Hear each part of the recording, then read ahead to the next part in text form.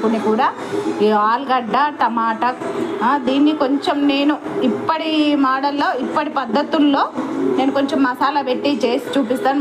అప్పుడు మా అమ్మ మా నాన్నమ్మ మా అమ్మమ్మ వాళ్ళ కాలంలో అయితే ఏమి మసాలా లేకుండా చేసేవాళ్ళు, అప్పుడే బాగుండేది. కానీ ఇప్పుడు నేను ఎట్లా చేస్తానో మీరు చూడండి, మీకు నచ్చినట్టయితే చేసుకొని తినండి.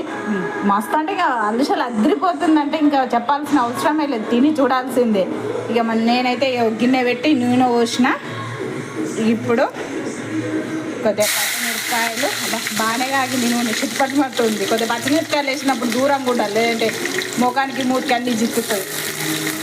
ఉల్లిగడ్డలు, పుదీనా, కల్యమాకు, కొంచెం కొత్తిమీరాకు పోసులు వేస్తే సూపర్ టేస్ట్ ఉంటుంది. మసాలా వస్తువులు మీ దగ్గర ఉన్నాయి. ఇప్పుడు ఇక ఇవి ఫ్రై కావాలి, ఫ్రై అయిన తర్వాత అప్పుడు అల్లం ఎల్లిగడ్డ వేద్దాం. ఇప్పుడు మనం వేసిన మసాలా వస్తువులు ఉల్లిగడ్డ పచ్చిమిరపకాయలు మంచిగా ఫ్రై అయిపోయినాయి. ఇప్పుడు ఒక్క హాఫ్ స్పూన్ అల్లం వెల్లుల్లి పేస్ట్ వేసి ఇది సిమ్లో మంచిగా ఫ్రై చేయాలి.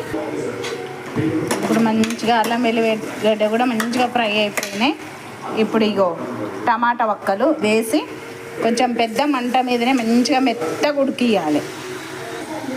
టమాటా మంచిగా మగ్గిపోయింది, ఆయిల్ కూడా మంచిగా నూనె అంతా మీదికి వచ్చింది. ఇప్పుడు కారం, మీ రుచికి తగ్గ సరిపడ్డ కారము, ఉప్పు, పసుపు, కొత్తిమీర పొడి, కుడక పొడి, కొంచెం గరం మసాలా ఇవన్నీ ఇప్పుడు వేసి ఈ మసాలాలన్నీ మంచిగా ఫ్రై కావాలి. సిమ్లో పెట్టండి, మసాలాలన్నీ మంచిగా ఫ్రై కావాలి.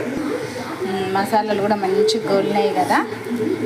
ఇప్పుడు ఇగో పచ్చి బఠానీ మీ దగ్గర ఉంటే వేయండి, లేదంటే లేదు. ఇప్పుడు ఇవి కొంచెం ఆల్రెడీ మెత్తగానే ఉన్నాయి, ఇవి కొంచెం కలిపేసి గ్రేవీకి సరిపడా నీళ్ళు పోద్దాం. గ్రేవీకి సరిపడా నీళ్ళు పోసిన. ఇప్పుడు కొంచెం ఉప్పు కారం సైజు ఉడూరి ఇవి ఇప్పుడు బాగా మసిలి కొంచెం దగ్గరకు వచ్చిన తర్వాత మనము ఇక ఉడకబెట్టి కోసి పెట్టుకున్న ఆలుగడ్డలు వేసేద్దాం. మంచిగా మసులుతుంది కదా.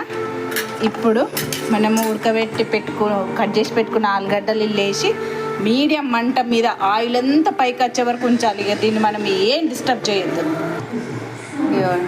నూనె అంతా పైకి వచ్చింది కదా. ఇప్పుడు కొత్తిమీర వేసేసి ఇప్పుడు కొంచెం ఈ లాస్ట్లో కొంచెం ఉప్పు సైజు చూసుకుంటారంటే ఈ బగారా అన్నంతో ఈ ఆలుగడ్డ బఠానీ కూర అదిరిపోతుందంటే ఒకసారి ట్రై చేసి చూడండి. మీకు నచ్చినట్టయితే లైక్ చేయండి, షేర్ చేయండి, సబ్స్క్రైబ్ చేయడం మాత్రం మర్చిపోద్దు. థ్యాంక్ యూ దోస్తులు, బాయ్.